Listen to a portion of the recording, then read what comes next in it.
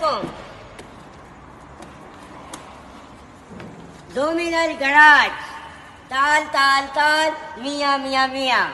Okay.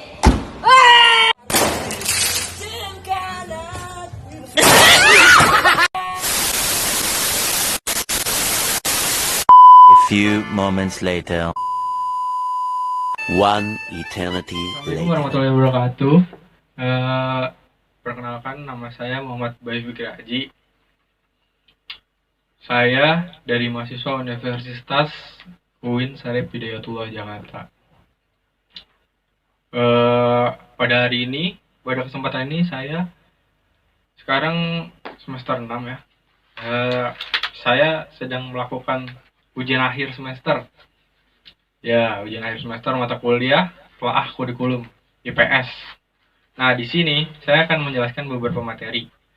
Ya, mungkin yang saya tahu aja, yang saya pahami, karena namanya manusia nggak bakal bisa hilang dari namanya lupa.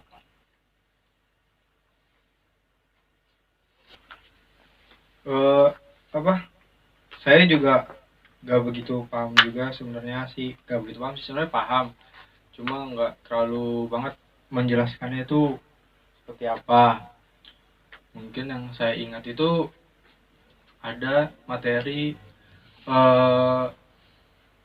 dalam standar kompetensi profesional dalam pengembangan kurikulum itu. Nah, itu kalau nggak salah kayaknya terbagi menjadi dua, yaitu satu itu standar kualifikasi akademik. Nah, bahwasannya dalam Kemendikbud itu terbagi kualifikasi akademik, yaitu satu itu pendidikan formal. Pendidikan formal itu yaitu dalam penyelenggaraan pendidikannya dilakukan di sekolah-sekolah pada umumnya dan memiliki jenjang yang jelas gitu, dari mulai pendidikan dasar, menengah, dan tinggi. Nah, untuk menjadi seorang guru itu tentunya ya harus menempuh pendidikan ya. Kalau nggak bisa pendidikan ya nggak bakal jadi seorang guru, jadi ya mungkin bisa kerja di jalan atau jadi yang lain.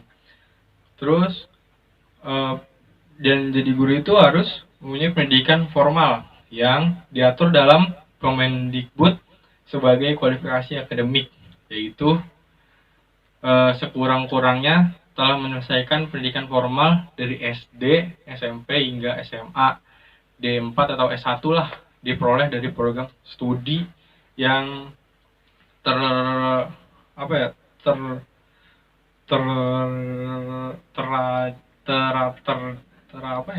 lupa lah pokoknya saya gitulah. Terus yang kedua kalau nggak salah ada kayak pendidikan informal, ada formal ada informal pastilah ibaratnya ya. Yaitu kayak mungkin jalur pendidikan yang ditempuh di luar pendidikan formal dalam kualifikasi akademik guru gitu pastinya. Nah, menurut Kemendikbud ini mungkin untuk bisa menjadi seorang guru itu harus mengikuti uji kekayaan, nah atau kesetaraan. Uji ini dilakukan oleh siapa saja sih sebenarnya yang ingin menjadi guru, tetapi tidak linear dengan program studi yang diampu. Terus kalau nggak salah itu selanjutnya itu ada apa ya? Oh, ini nih yang saya ingat, kayak standar kompetensi guru. Nah, kompetensi guru itu bahwasannya dalam Kemendikbud nomor berapa ya? 16 kalau nggak salah, 16 tahun 2007. Bukan Rabiul Awal dah. Itu tuh kayaknya telah dipaparkan mengenai standar kompetensi guru serta indikator pengukurannya. Pengukurannya itu kayak misalnya itu kompetensi nih yang susah buat diinget ya dari materi-materi itu nih, itu Yang A itu ada pedagogi gitulah, pokoknya pedagogi gitu agak-agak susah dah. Yaitu kemampuan guru dalam menguasai materi yang sifatnya pemahaman peserta didik. Nah itu kayak misalnya kita tuh harus memahami si peserta didik itu juga, kayak misalnya peserta didik itu maunya pembelajarannya atau gimana sih, dia mau pakai kompetensinya itu kayak gimana cara-caranya. Tapi kalau kita nggak memahami ya kita nggak bakal bisa. Terus juga pengelolaan kelas. Nah pengelolaan kelas ini misalnya itu kita harus benar-benar bisa nih mengeset atau bisa apa ya istilahnya mengatur kelas itu seperti apa dan kayak gimana gitu. Kalau misalnya kita nggak pinter atau nggak pinter mainin seperti itu ya mungkin kita bakal kayak dicuekin atau ya kayak diabaikan lah sepertinya. Terus juga strategi belajar. Nah kita tuh harus mempunyai strategi. Nah strateginya itu apa aja biasanya yang harus kita pakai untuk menjelaskan. Nah itu tergantung kita pinter-pinter apa namanya ya memainkan situasinya. Kita bisa nggak nih pakai strategi yang pas, misalnya strategi apa TGT atau snowball apa gimana yang lainnya lah gitu ibaratnya. Terus kita harus juga mengevaluasi belajar. Nah dari pelajaran tersebut yang kita udah jelaskan nih, ibaratnya kita harus ngevaluasi lagi nih si murid ini ngerti apa agak ibaratnya apa dengan materi yang kita jelaskan. Kalau misalnya emang nggak ngerti ya berarti otomatis kita gagal gitu jadi guru ya.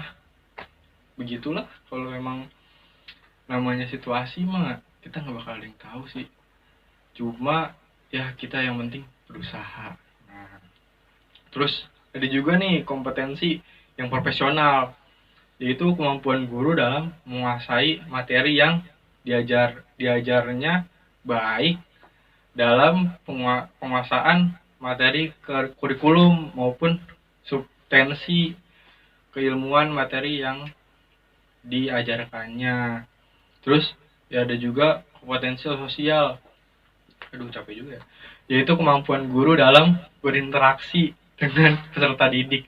Nah ini nih yang jadi PR seorang guru nih, dia itu maksudnya mampu nggak dia berinteraksi sama murid, gak hanya di dalam satu kelas atau di pertemuan di sekolahan, tapi ibaratnya kita harus ya, apa berkomunikasi sama murid. Cuma kita harus tahu batas-batasannya. Jadi kita itu harus dianggap sama murid itu sebagai teman atau kawan.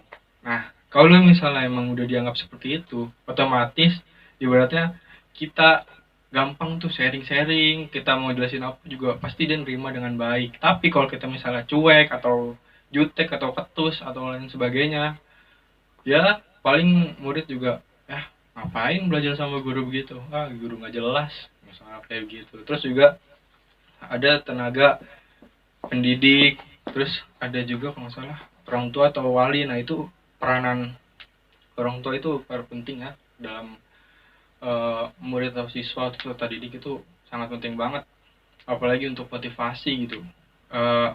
Karena seseorang itu nggak bakal bisa maju kalau nggak punya motivasi. Nah itu. Terus juga ada seperti bagaimana bergaul dengan berkomunikasi yang tadi saya bilang. Jadi kita harus mempunyai komunikasi yang baik dengan murid tersebut. Jangan sampai kita ibaratnya cuek atau acuh dengan murid, karena dalam mengembangkan materi peranan peserta didik itu sangat penting. Karena kalau misalnya kita materinya nggak nyampe, ya nggak bakal bisa kita menjelaskan lebih lanjut karena nggak ngerti.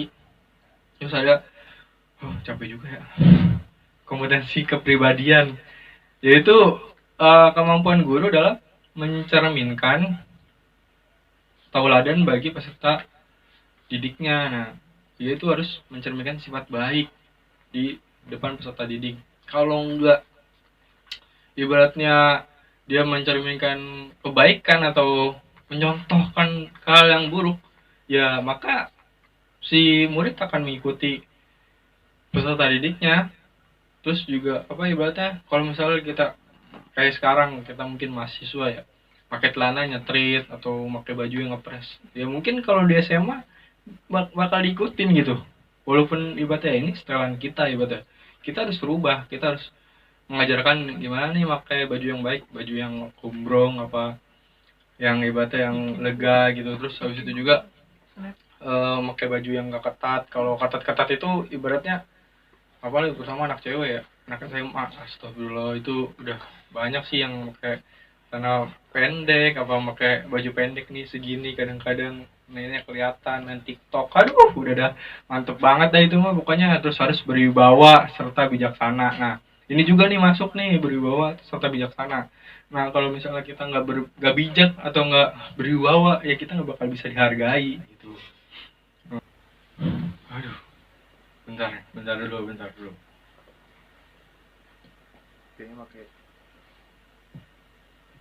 Kayaknya harus pakai 2 mic nih. Ini kayak pidato ini. Aduh, nyetrum.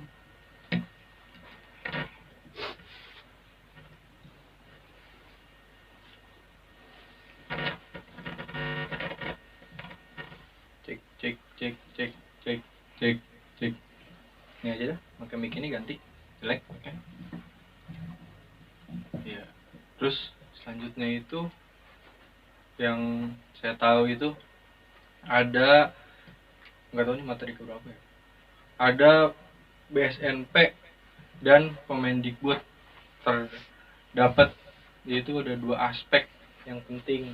Nah, yaitu yang pertama itu ada kualifikasi akademik seorang guru ya pastinya, yaitu pendidikan formal yang mencangkup ada SD, SMP, SMA. Nah, dan perguruan tingginya itu ada S1, S2 sampai S3 sih pastinya, prof ya. Terus ada juga pendidikan non formal, yaitu penyetaraan jurusan sesuai mata pelajaran yang diampu jika ingin mengajar atau yang sesuai bidang lah. Karena kalau dulu mungkin lulusan S1 ekonomi bukan pendidikan ya, bisa ngajar ekonomi, tapi kalau sekarang mah udah nggak bisa. Karena kalau misalnya mau ngajar itu ya harus pakai pendidikan sarjana SPD, sarjana pendidikan. Tapi kalau misal SE doang, sarjana ekonomi, ya udah nggak bisa ngajar sekarang. Kalau dulu mungkin masih bisa. Makanya kan sekarang ada PAUD, PGSD, terus habis itu ya dibagi-bagi lah, nggak jadi satu kayak dulu. Karena kalau pendidikan itu benar-benar fokus untuk mendidik seorang siswa gitu. Kalau misalnya yang ekonomi ya paling cuma dia kayak kerja di perkantoran di bidang sekretaris misalnya, yang lain-lain gitu-gitu. Terus yang selanjutnya itu ada standar kompetensi guru. Kompetensinya itu yang tadi tuh yang susah, pedagogi gitu. Kompetensi profesional, kompetensi sosial, terus kompetensi kepribadian. Nah, kedua aspek tersebut harus juga tuh dimiliki oleh seorang guru profesional. Karena kalau nggak memiliki kompetensi tersebut ya, dia bakal bukan jadi guru, jadi marbot kayaknya mah. Nah, terus yang selanjutnya itu ada hakikat, landasan, prinsip, dan struktur kurikulum dari KTSP 2006 dan kurikulum 2013. Nah, itu apa aja sih kalau itu? Nah, ini ya kan 2006 menggantikan kurikulum berbasis kompetensi KBK tahun 2004. Nah, dilihat itu intinya tidak ada perbedaan signifikan, baik KTSP merupakan penyempurnaan KBK. Nah, berubah karena tuntunan zaman. Munculnya PP nomor 19 tahun 2005 adalah tentang standar nasional pendidikan yang terdiri dari berapa ya? Dari berapa ya? Dari berapa ya? Masuk. Dari berapa ya? Dari dari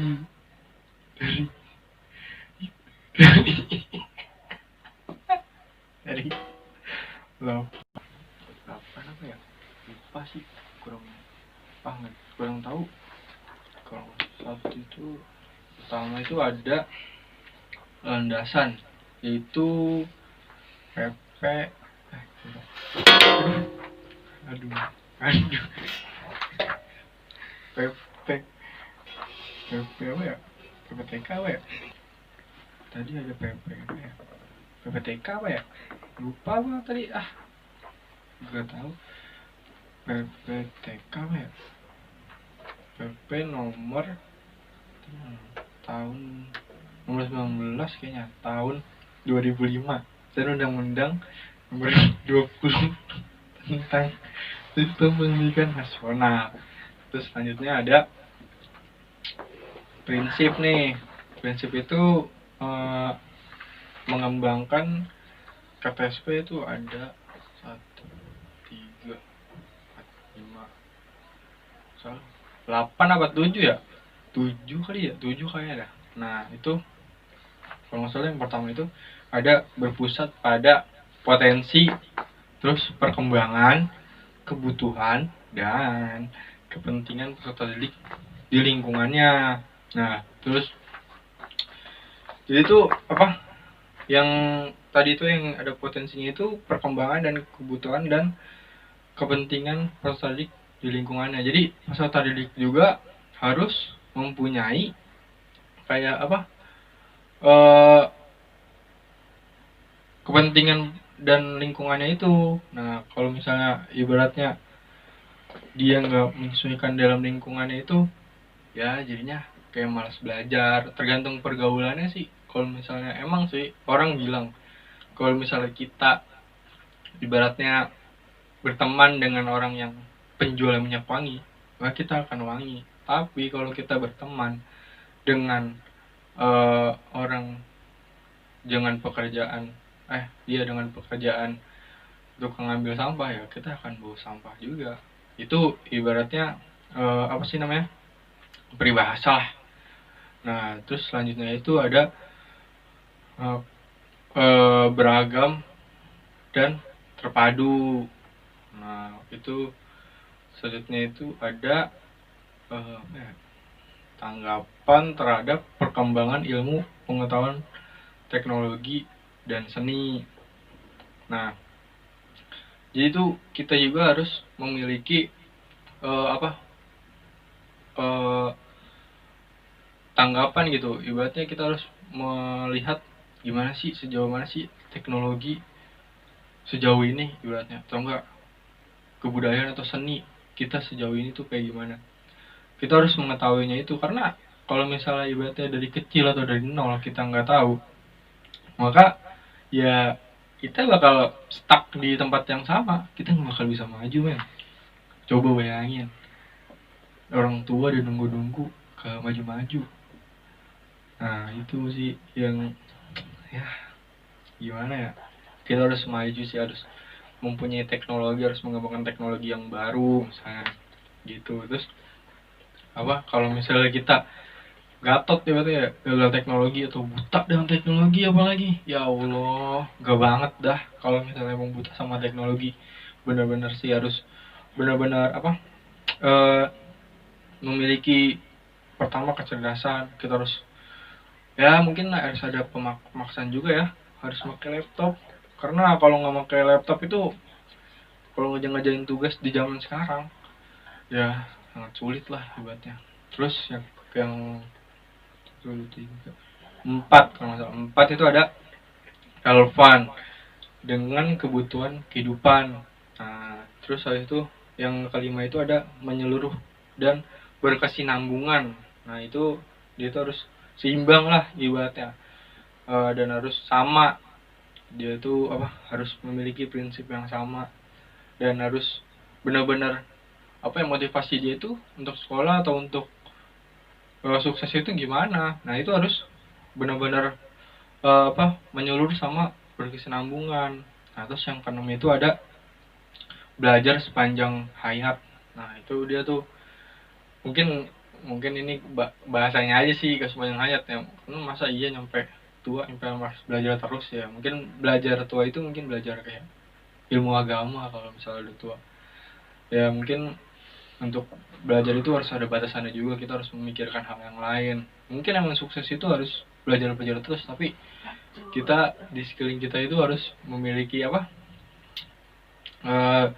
ibaratnya pergaulan, atau kita harus memikirkan mungkin orang-orang yang di sekitar kita, karena orang itu nggak bakal sukses kalau tanpa bantuan orang-orang di sekitar kita gitu sih. Terus yang ketujuh itu ada seimbang antara kepentingan nasional dan kepentingan daerah. Itu harus benar-benar sama tuh yang itunya. Nah terus selanjutnya itu ada struktur kurikulum KTSP. Nah sama dengan K13 sih sebenarnya. Struktur kurikulum ini kayak membahas tentang muatan atau pembelajaran dalam struktur kurikulum KTSP. Nah, untuk pelajaran IPS atau MTS atau IPS itu mendapatkan biasanya 4 jam per minggu ya, kalau nggak salah sih. Nah, itu untuk kelas 7, 8, sama 9 tuh. Dengan jumlah itu alokasi waktunya biasanya itu ya per minggu itu kalau nggak salah gitu aja deh 32 jam lah, sekitar segituan kali ya. Terus KTSP juga dikenal nih memiliki keleluasaan terhadap sekolah.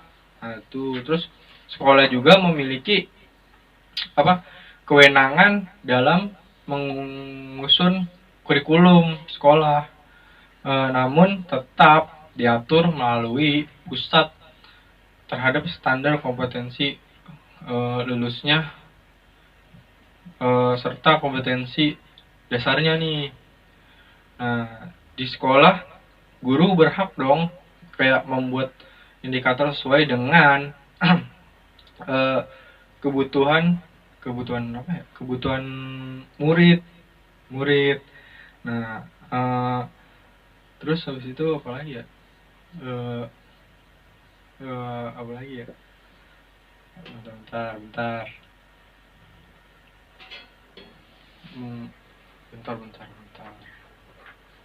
Terus yang selanjutnya itu ada kurikulum K13. Yaitu kenapa sih kurikulum K13 itu harus ada? Alasannya itu kurikulum itu berubah ya. Berubah itu karena adanya perubahan zaman sih. Emang ya kayak ibaratnya kayak teknologi atau mobil lah. Gak mungkin kayak mobil itu kayak sekarang pakai Pertamax premium. Sekarang ada mobil listrik, coba bayangin, cukup dicas 5 jam itu udah berapa kilometer gitu, bisa dari Jakarta ke Bandung gitu sih yang saya tahu, dari channelnya Andre Taulani tuh kalau nggak salah.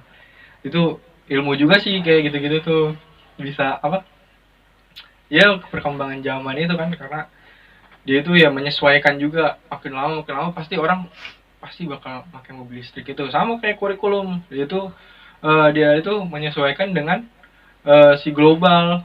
Nah terus kurikulum 13 itu kayak erat gitu dengan pendidikan karakter guru maupun siswanya ya, karena terlihat bahwa si pendidik ini tidak ada yang pesan masuk tuh, tidak mempengaruhi perilakunya itu harus semakin tinggi. Terus juga tingkat pendidikan itu semakin bijak dan baik etikanya. Jadi tuh seorang guru itu harus benar-benar memiliki karakter sendiri, harus benar-benar memiliki pengalaman benar-benar harus pribadi, harus menangani seseorang malah murid satu kelas ibaratnya, bukan seseorang lagi, satu kelas itu menangin sifat-sifatnya itu harus bagaimana. Nah itu kita harus benar-benar kayak tiap harinya harus mengkaji ulang, kita harus kayak gimana, kali ini kita pakai pembelajaran kayak gimana, kena apa enggak, besok kita pakai pelajaran kayak gimana, kena apa enggak. Nah kita tuh harus seperti itu gitu ibaratnya, karena kalau nggak kita nggak coba, kita nggak berulang kali, ya kita nggak bakal bisa ibaratnya. Terus eh seseorang itu kenyataannya tidak sesuai membuat munculnya K13 yang menekankan pendidikan karakter dalam pembelajaran. Nah itu apa ibaratnya, benar-benar itu K13 itu karakter itu harus diperlihatkan dari karakter guru, murid. Nah itu benar-benar di kelas itu harus digembleng, harus benar-benar terlihat apa ya ibaratnya, gak membosankan lah ibaratnya. Karena kalau misalnya kayak metode-metode yang udah kayak zaman-zaman saya SMA, zaman-zaman saya SMP, itu guru muter aja bikin muridnya pusing ke belakang, ya mungkin biar muridnya ngantuk, tapi tetap aja dengan metode ceramah menjelaskan, bawa buku kan, pelang tenteng kayak minta sumbangan, ya kan ibaratnya yang mending di depan, berarti dia harus benar-benar dengan materi yang baik, ya dia jelaskan gitu ibaratnya. Nah itu mungkin the next time nih saya harus menjadi seperti itu, karena this is teacher itu suatu saat nanti, amin ya Allah. Terus yang ada landasan. Terus yang pertama itu ada landasan kalau nggak salah filosofis kalau nggak salah ya, itu berkaitan dengan tujuan. Nah itu dengan tujuan itu pendidikan nasional. Nah terus itu ada landasan sosiologis dikembangkan atas dasar perkembangan sosial dalam masyarakat. Terus ada juga landasan peserta didik, yaitu karena adanya ya perubahan era di mana adanya globalisasi ini tentu merubah kondisi peserta didik sekarang dengan yang dulu gitu. Terus landasan teoritis juga ya dikembangkan atas teori standar dalam pendidikan dan kurikulum berbasis kompetensi. Nah terus ada juga tuh landasan yuridis, yaitu landasan kurikulum 2013 nih. Terus Undang-Undang Dasar Negara Republik Indonesia itu tahun 1945 ya pastinya. Terus ini tuh nomor 20 tahun 2003 kalau nggak salah. Terus tentang sistem pendidikan nasional. Terus Undang-Undang nomor 17 tahun 2005. Tahun 2005 nih. Tahun 2005 nih. 2005, terus peraturan pemerintah nomor tahun 2005 juga kalau nggak salah. Terus 2005. Nah terus habis itu ada prinsip K13 tuh, yaitu identik dengan pendekatan saintifik apa ya, lupa dah, yaitu pendekatan ilmiah yang terdiri dari 5M. 5M itu mengamati, menanya, mencoba,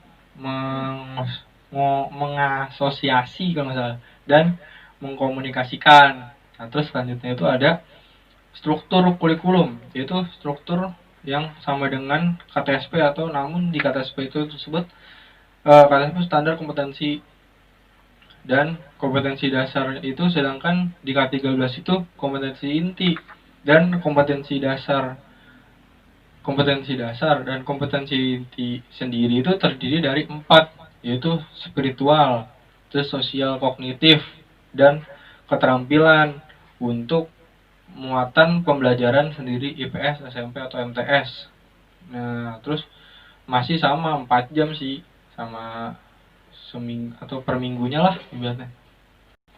Terus ada di sini tuh perbedaan ya, ada perbedaan kurikulum atau tingkat muatannya itu. Nah misalnya nih yang aspeknya itu yang KTSP nih ya, hakikatnya itu KTSP ada di tahun 2006 menggantikan kurikulum berbasis kompetensi yang dimunculkan di tahun 2004. Nah KTSP adalah itu juga kurikulum yang menyempurnakan dari kurikulum berbasis kompetensi. Kalau K13 itu kurikulum ini kayak berubah karena perubahan sosial dan teknologi dan menyempurnakan kurikulum sebelumnya gitu, yaitu menggantikan KTSP. Atau kalau landasannya itu KTSP itu misalnya kurikulum tingkat satuan, yaitu pendidikan disusun dalam rangka memenuhi amanat yang tertantang dalam Undang-Undang Republik Indonesia Nomor 20 Tahun 2003 tentang Sistem Pendidikan Nasional dan Peraturan Pemerintah Republik Indonesia nomor 19 kalau nggak salah tahun 2005 tentang standar pendidikan nasional. Nah, kalau yang ke-13 itu filosofis. Tujuannya itu pendidikan nasional yaitu peserta didik dapat mencerdaskan kehidupan bangsa. Yaitu sosiologisnya itu ada perubahan keadaan atau sosial. Nah, psikologisnya itu ada juga kondisi psikologis peserta didik. Nah, itu ada teoritis juga, teori atau standar pendidikan dan kurikulum berdasarkan kompetensi yurdi undang-undang lah pokoknya.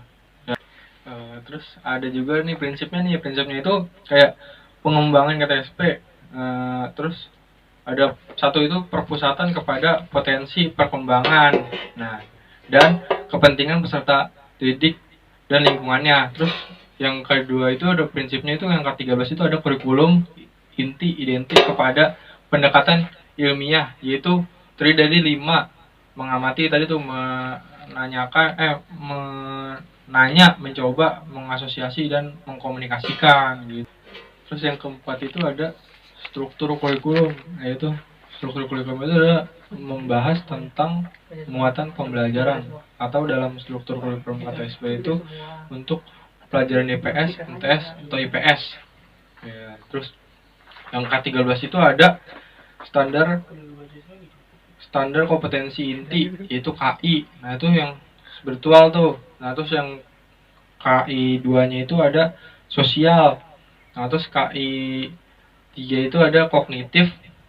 KI 4 itu ada keterampilan. Terus yang kedua itu kalau kompetensi dasar, alokasi waktu yang pasti sih ya. Terus mata pelajaran itu misalnya IPS SMP 4 jam per minggu berkelompok ya, sesuai dengan tema lah ibaratnya. Terus apalagi ya terus selanjutnya itu ada persamaan kalau nggak salah ya, persamaan KTSP dan K13 yaitu menampilkan teks sebagai butir-butir kompetensi dasar. Terus yang kedua itu struktur kurikulum, yaitu dibuat dengan dirancang oleh Kemendikbud. Terus yang ketiga itu beberapa mata pelajaran yang ada dalam K13 masih sama sih dengan KTSP. Terus yang keempat itu ada kesamaan sensi kurikulum. Nah, itu kalau yang K13 itu yaitu ada standar isi dalam KTSP sendiri. Standar isi itu ditentukan terlebih dahulu melalui Permendikbud nomor 22 tahun 2006. Itu baru kemudian menentukan SKL melalui Permendikbud nomor 23 tahun 2006. Sedangkan dalam K13 ya, SKL itu dahulu baru kemudian standar isi. Itu sih yang saya tahu. Saya nggak terlalu banyak sih mengetahui semua materi yang ada di ingatan saya atau memori saya ya segitu. Nah, kurang lebih ya mohon maaf. Itu terus ya udah saya tutup aja ya. Terima kasih Bu Neng Nuraini yang sudah ibaratnya mendidik kita dari dulu. Nah, terus saya udahin aja ya ini karena udah waktunya sudah agak lama. Wabillahi taufiq wal hidayah. Wassalamualaikum warahmatullahi wabarakatuh. Thank you.